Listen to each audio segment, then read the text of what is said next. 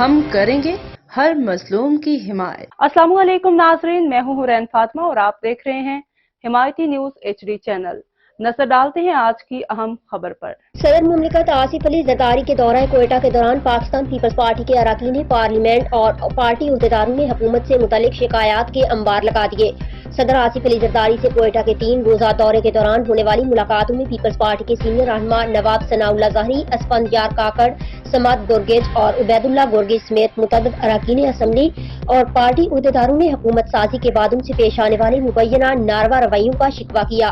پیشین سے آزاد حیثیت سے کامیاب ہو کر پیپلز پارٹی میں شمولیت اختیار کرنے والے رکن صوبائی اسمبلی اسفندیار کاکڑ نے بتایا کہ صدر آصف علی زرداری سے ملاقات کے دوران انہوں نے اپنے تحفظات کا اظہار کیا کہ صدارتی انتخابات اور سینٹ انتخابات میں پارٹی پالیسی کو مقدم رکھا، لیکن پارٹی نے کابینہ کے قیام کے دوران ان کا نام محض 2 گھنٹے قبل لسٹ سے نکال دیا، جو زیادتی ہے۔